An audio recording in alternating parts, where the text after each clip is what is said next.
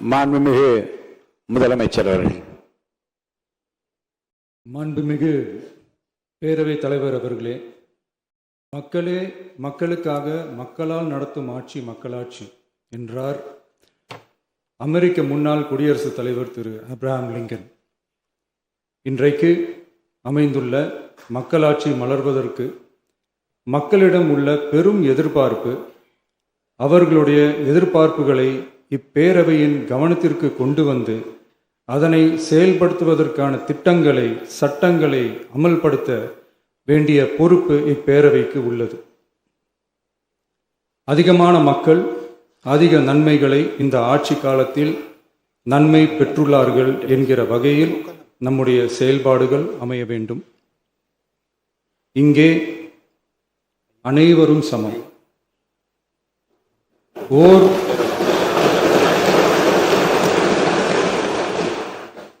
ஓர் உறுப்பினரை கொண்ட கட்சிகள் இங்கே இடம் பெற்றிருந்தாலும் அவர்களுடைய கருத்துகளுக்கும் அதிக எண்ணிக்கை பெற்ற தமிழக வெற்றிக் கழக உறுப்பினர்கள் தெரிவிக்கும் கருத்துகளுக்கும் சமமாகவே மதிப்பளிக்கப்பட்டு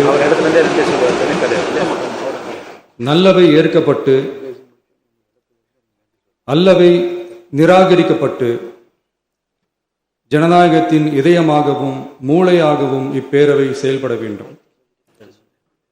அதற்குரிய வகையில் பெருமை வாய்ந்த வரலாற்று சிறப்பு கொண்ட இப்பேரவையை நடத்தி செல்லும் பண்பை பெற்றுள்ளவரையே தமிழக வெற்றிக் கழகம் முன்மொழிந்து தாங்கள் இன்றைக்கு இந்த ஆசனத்தில் அமர்ந்துள்ளீர்கள். மாண்புமிகு பேரவைத் தலைவர் அவர்களே, தாங்கள் பேரவைத் தலைவராக ஒருமனதாக தேர்ந்தெடுக்கப்பட்டுள்ளீர்கள்.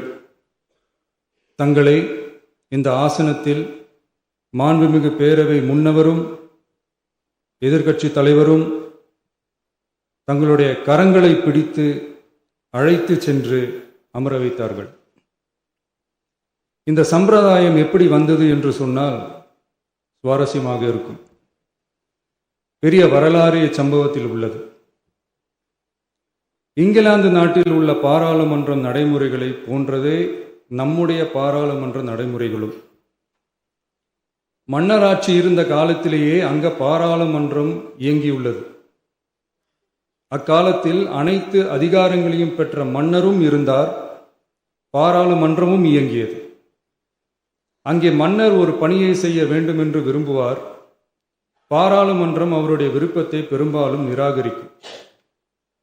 மன்னர் விரும்பிய காரியத்தை பாராளுமன்றம் நிராகரித்து விட்டது என்கிற செய்தியை மன்னருக்கு சொல்ல வேண்டியவர் பாராளுமன்ற தலைவர், ஸ்பீக்கர் என்பார்கள். பாராளுமன்றத்தின் கருத்தை மன்னரிடம் சொல்ல வேண்டியவர் ஸ்பீக்கர். அதற்கு துணிவு வேண்டும். சில பணிகளை செய்வதற்குத்தான் பாராளுமன்றத்தின் அனுமதி வேண்டுமே தவிர அந்த ராஜ்யத்தில் உள்ள எந்த பிரஜைக்கும் மரண தண்டனை விதிக்கும் அதிகாரம் மன்னருக்கு உண்டு. தான் விரும்பியதை பாராளுமன்றம் நிராகரித்து விட்டது என்று சொல்லும் ஸ்பீக்கருக்கு மரண தண்டனை விதிக்கும்படி ஆணையிடுவார். தலையை வெட்டி விடுங்கள் என்று ஆணையிடுவார்கள். இது பலமுறை நடந்ததால் யாருமே இந்த ஸ்பீக்கர் பதவிக்கு வர விரும்ப மாட்டார்கள். எனவே புதிதாக பாராளுமன்றம் அமையும் போது ஸ்பீக்கர் பதவிக்கு ஒருவர் அறிவிக்கப்பட்டவுடன் அவர் உடனே தலை தப்பித்தால் போதும் என்று ஓட்டம் பிடிப்பார். அணை முன்னவரும் எதிர்க்கட்சி தலைவரும் அவரை தடுத்து நிறுத்தி அவர் கைகளை பிடித்து இழுத்து வந்த ஆசனத்தில் அமர வைப்பார்கள். இதுதான் அந்த காலத்தில் இருந்து வந்த மரபு. ஜனநாயக முறை ஏற்பட்ட பிறகும் இம்மரபு தொடர்கிறது. நிச்சயமாக தமிழக வெற்றிக் கழக உறுப்பினர்கள் அனைவருமே உங்களுக்கு உதவிகரமாகவே இருப்பார்கள் என்கிற வாக்குறுதியை இந்நேரத்தில் அளிக்க விரும்புகிறேன். பேரவையின் மாண்பையும் கண்ணியத்தையும் பேரவை உறுப்பினர்களின் கண்ணியத்தையும் காக்க வேண்டிய பொறுப்பை உங்களிடத்தில் ஒப்படைத்திருக்கிறார்கள். தற்காலிக பேரவைத் தலைவர் பொறுப்பில் மிக சிறப்பாக பணியாற்றிய நம்முடைய உறுப்பினர் திரு மூவி கருப்பையா அவர்களை சந்திக்க நேற்றுக்கு சென்றிருந்தேன். அங்கே முந்தைய பேரவைத் தலைவர்கள் படங்களை கண்ணுற்ற போது, அவர்களை பற்றி அறிந்த போது உண்மையிலே எனக்கு பெருமிதம் தந்தது. ஏனென்றால் எடுத்துக்காட்டாக விளங்கும் திரு ஜே சிவ சண்முகம் பிள்ளை, டாக்டர் யு கிருஷ்ணராவ், திரு எஸ் செல்லப்பாண்டியன் அவர்களுடைய வரிசையில் மிக சரியான ஒருவரையே நாம் முன்மொழிந்துள்ளோம் என பெருமை அடைந்தேன். அதே போன்றுதான் நம்முடைய பேரவை துணைத் தலைவர் அவர்களும், நீங்கள் இருவருமே மிக சாதாரண குடும்பத்தில் பிறந்து மக்கள் பணியாற்ற வேண்டும் என்கிற அவாவில் செயல்பட்டு வந்தவர்கள்.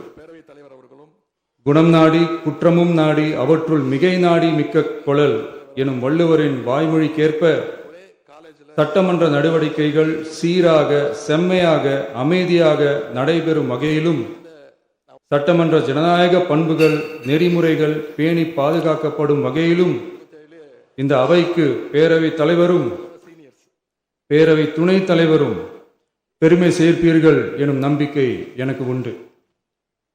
அரசியலுக்கு அப்பாற்பட்டு மனிதர்களை மதிக்கும் நல்ல பண்புகள் நிலைநாட்டப்பட வேண்டும். தமிழ் பண்பாடு போற்றப்பட வேண்டும். அவையின் மரபும் மாட்சிமையும் மதிப்பும் காக்கப்பட வேண்டும் என்ற நல்லெண்ணத்தின் அடிப்படையில் அந்த பதவி ஏற்றுள்ள தங்கள் இருவராலும் காப்பாற்றப்படும் என்னும் நம்பிக்கையை மீண்டும் தெரிவித்து என் உரையை நிறைவு செய்கிறேன். நன்றி, வணக்கம்.